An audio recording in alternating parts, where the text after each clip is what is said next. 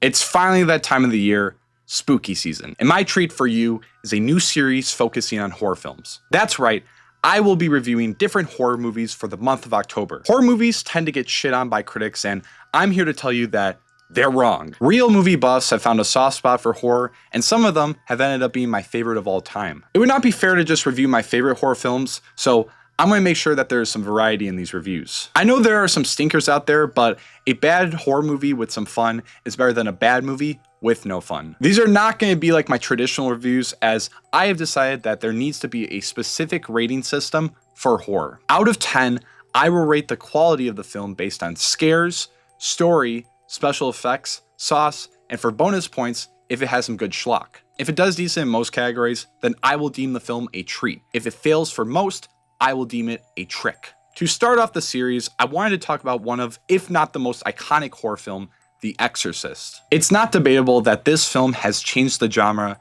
and to this day, it is referenced and ripped off in nearly every horror film.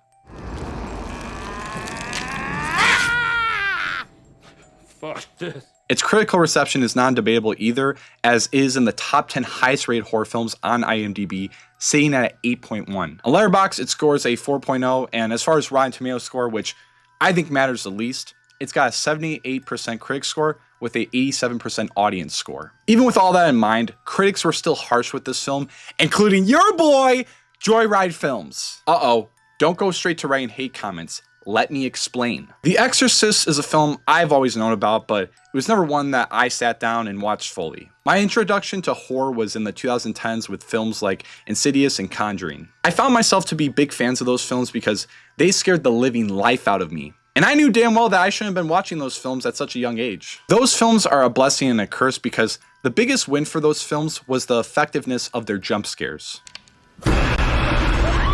Jump scares have been around in film as an effective way to alert the audience, but these films took it to a new level and would spark dozens of sequels, as well as a new wave of 2010 horror films with a million jump scares. It was something I was so accustomed to that when I watched The Exorcist for the first time, I couldn't find myself being scared, more so grossed out at a few scenes. It was hard for me to believe that this was one of the scariest films ever made. When reviewing it back then, I decided not to completely shit on it because I did find some of the effects to be cool, and there were like one or two shots that I liked. Since then, I feel like I have been a lot more open with the type of films I watch. I used to be one of those annoying guys who would only watch newer movies. Let's just say, these boys have dropped, and I believe my frontal lobe has somewhat developed, and I decided that I wanted to give this film another shot. When starting this series, I gathered all the horror props that I could, including an Art the Clown animatronic. Sadly, he did not make the set because he would take up the whole damn thing,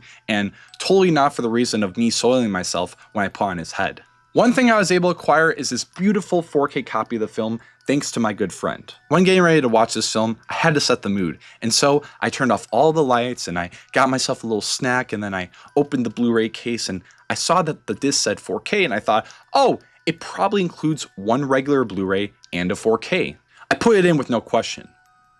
When looking at the startup screen, I squinted my eyes when I saw it say, Extended Director's Cut? When I hear Director's Cut, I usually think of Zack Snyder because he never knows how to cut up a theatrical movie, but all of his director cuts are usually better. Then I thought, maybe this is one of those films where the director's cut is needed. The extended director's cut is 10 minutes longer than the theatrical, sitting at 2 hours and 12 minutes, adding in and extending certain scenes. Now, having finished it, does it change my opinion about the film? Let's see by using the 5 S's. Before going into each category, I'll give you a quick summary of the film, just in case you forgot. The film follows actress Chris McNeil and her daughter Reagan when they go to Georgetown, Washington, D.C. to shoot a movie. A few days into settling there, Reagan begins to start acting strange by using explicit language, pissing during wine night, and aggressively shaking in her bed. Her mom begins to worry, and she takes her to get several medical tests, all to find out that she's normal, yet her symptoms continue to get worse,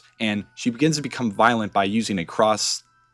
Yeah, I don't need to explain that. She also twists her head and kills her mom's boyfriend. You know what they say? These are the awkward years. No doctor could figure out what was wrong, and so they recommend an exorcist. Gee, what a prescription to hear from a doctor.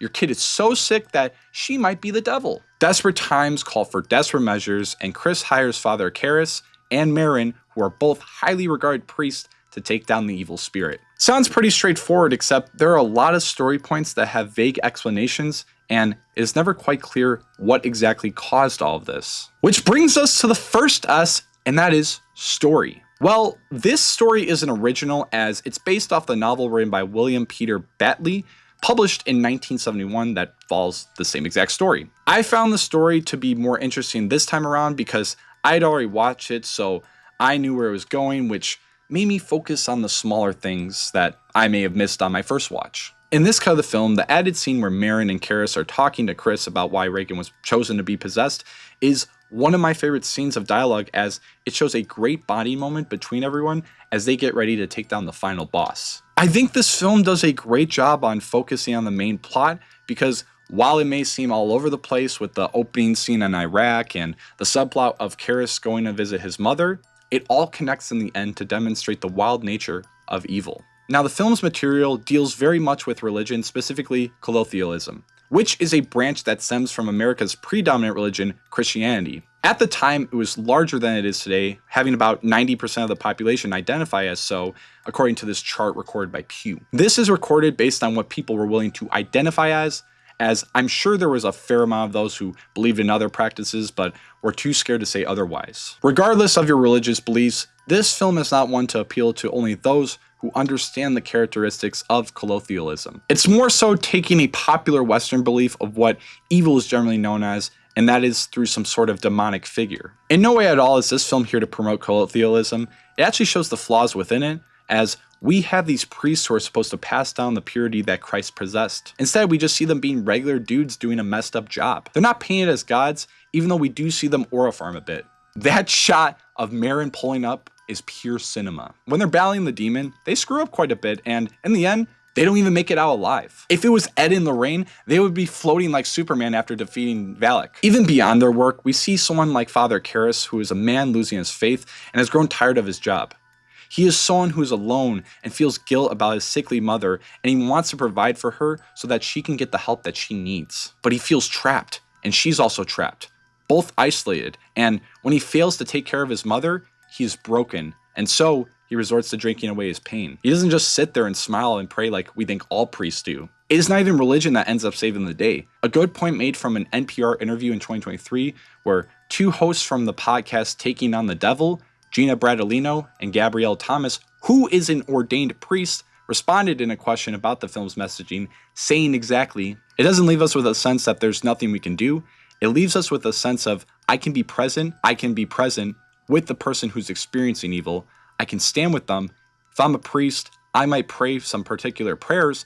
If I'm not a priest, I might not pray these prayers, but I can be with that person or with that group of people. For me, it was the message of presence." Isolation seems to be the most harmful thing here, as anytime someone is left alone, the worst happens. When Karras leaves Marin alone in the room, he comes back to see him dead. That off-screen death always makes me upset, and it reminds me of Luen's death from No Country for Old Men. I can overlook it because we think that he is supposed to be the savior, and he just ends up dying because he's simply human. It really makes the demon unpredictable and scarier knowing that no one is safe, which a lot of third acts fail to keep that scare factor. Isolation also kills Karras' mother when he is unable to stay and take care of her. And it would also kill Burke Dennings when he's left home alone with Regan. You know when they say to stick together in a horror film? Just do it! Then you'll live. What makes the death even scarier is that they happen off screen, so it's just up to our imagination to know what exactly happened. The only death we see is Karras at the end, which is more of a bittersweet death because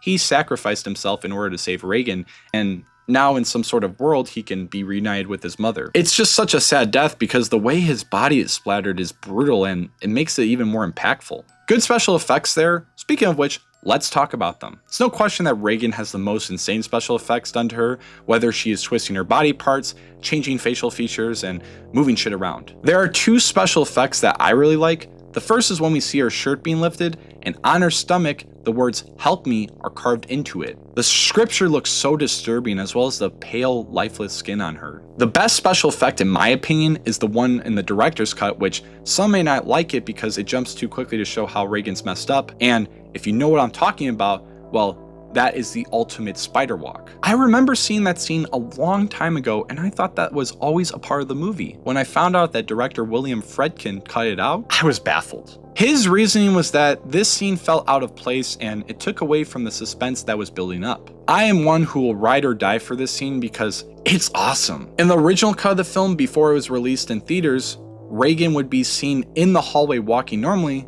and then begin to go into a spider crawl while twisting her tongue like a lizard. In the 2000s extended director's cut, they added blood to her mouth, which made it all the more disturbing, and instead of showing her switching to the walk, she just pops out of nowhere, which makes for a fun scare. It can feel random, but I appreciate the effort that was put into it originally, and I think they did an even better job touching up the scene.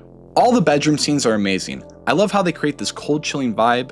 All the contortion work done with Regan is great. That head twist gets me every time. The projectile vomiting is gnarly, and it makes it even worse that they used a mixture of pea soup and oatmeal. Yep, never putting those on my grocery list. The floating scene is insane. I love the way it uses the overhead shot, which reminded me of that beautiful shot of Jesse from Breaking Bad. As far as scares, this film has them. I mean, the spider walking scene is great, but if you watch the film on streaming, unfortunately, you miss out on it. As far as what's in the theatrical cut, I love the scare when Karras dreams about his mother after having far too much to drink. It reminded me of one of those fever dreams in The Sopranos where shit gets all fucked up, and I got that surrealist feeling from it, but this sequence horrified me even more. I think it's because of the sound effects, the uneasy cutting, and all the symbols placed in there, and my god, when that demon face flashes, I thought the popcorn that I was eating was laced. I love it when a scare is as subtle as that because it catches you off guard, because with the way it's cut, you expect some sort of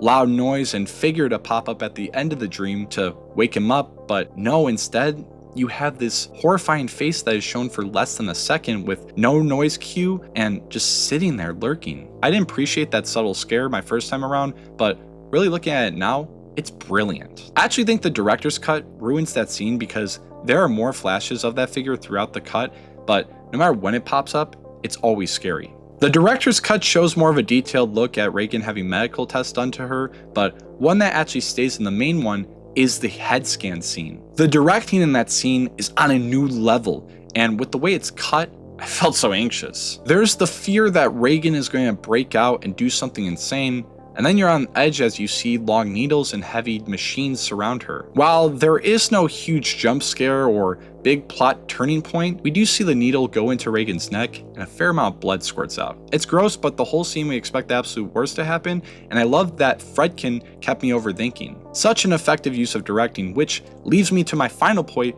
and that is, does Mr. William Friedkin bring the sauce? Hell yeah, he does! I mean, the scan scene alone has such tight framing and handheld camera work to really trap us into the scene, and it makes it even worse that he cuts back to Chris, who has to just sit there and watch her daughter bleed profusely behind a glass window as if her daughter is now just some sort of experiment. Friedkin does a great job with utilizing handheld camera work in a way that creates such discomfort, and it's not done in like a cheap 2000s way. The handheld shot when Chris goes up in the attic to look for rats and we just see her point of view of walking through this attic with God knows what's in the darkness is brilliant. The point of view shot puts us into the shoes of Chris as she is just as confused as we are. I also love when we see her perspective when her daughter's about to crush her with the dresser. You know, that's just normal puberty shit. Like, what parent hasn't been crushed by a 100-pound dresser? As far as Regan lashing out with cuss words, that's just like normal attitude. Like, I don't know why they have to make it such a big deal. No, but seriously, poor Chris, and what happens before that makes it even more grotesque. Crosses are meant to be held up on walls and not shoved up your... Okay, we are here to talk about the sauce in this film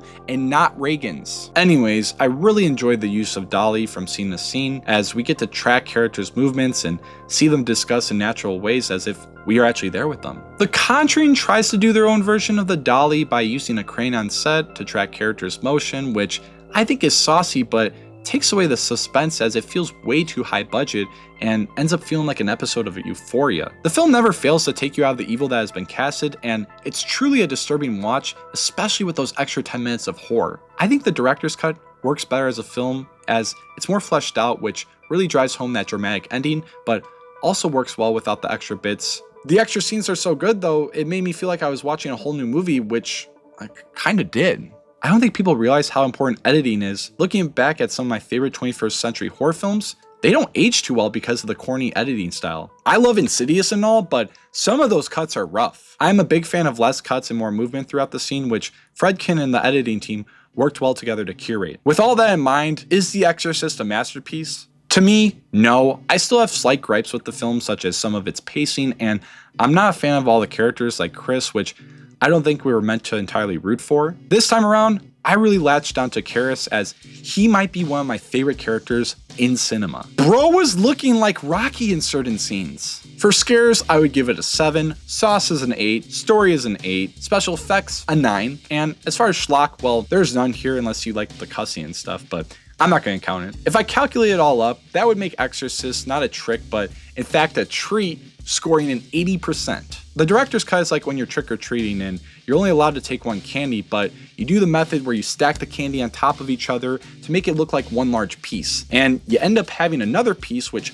sure, you may be tempted to eat it and it would be delicious, but the one piece is good enough to be satisfied with. It's just, I guess it's nice to have both. Speaking of candy, at the end of each video, I will try a piece of candy and determine whether it is a trick or a treat.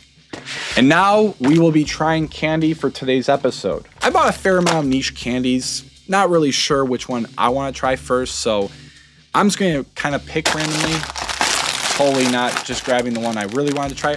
Oh, look at that. Nerds Cluster Gummies. Gummy clusters, my bad. I've heard the hype about this candy. I've tried it before. I'm not a big sour candy guy, so I was like, whatever. But then when I was going around trying to find candy, I saw these, but with orange packaging. I was like, okay, maybe these are a nice Halloween flavor and maybe it's got a little bit of flair to it, because as far as what I'm seeing, they're clusters like normal. Is there any special ingredients I need to see? I don't know, maybe they're just Halloween themed and the same shit. We'll have to try, so let's get that baby open. Is it gonna piss you guys off if I open it from the side? Is that how you open up candy? All right, I like to open from the corner. Look at this. They call this like crack. I don't know if the camera's gonna pick that up, but this is one cluster. We're gonna try it. We're gonna determine whether it's a trick or a treat. I can also rate it based on 10, but is this gonna be a trick or treat? Let's get it.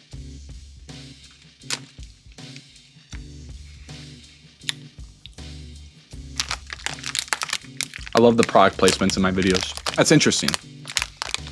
I'm gonna have another bite because low-key I was like kind of messing with it. Okay, when I said one bite, I didn't mean a freaking intestine of a fucking gummy cluster. Okay, well, I'm just gonna put it all in my mouth. Oh God. Sour overload. I know it's not that sour, but there's a lot of sugar. Wait, I'm gonna go up to the mic. It's like ASMR. I know. Turn off the video, break your screen. It's sweet. It's not as sour as I was expecting. I was just overreacting a little bit. I fuck with it. I would say, honestly, if you're just looking for a nice sour candy, this would be a treat. This would be a treat, indeed. My only complaint about this is the texture. I think that cluster kind of feeling is kind of a clusterfuck in your mouth. And quite frankly, I like just like the more like stringy, kind of like a sour punch. I like that softer kind of feel to it. As far as flavor, pretty good. I'll try one more for the camera. If you go see it out, I mean, it's just regular Nerds gummies. I think this is just like the Halloween packaging. It pretty much tastes the same as the one that I remember. So yeah, it's a treat. What a wild first episode, and a whole lot more to come. I would want to thank everyone who's been subscribed, as we did hit 100 subscribers a while back, and now we're getting closer to 200. I would also like to thank everyone for tuning into my latest video about Black Swan, which is my first video to hit 1,000 views. Whether 2 or 1 million of you watch, I am glad that I can bring forth my ideas and share it with you. I like doing original series, and I am really looking forward to this one. Thank you guys again, and of course, enjoy the ride.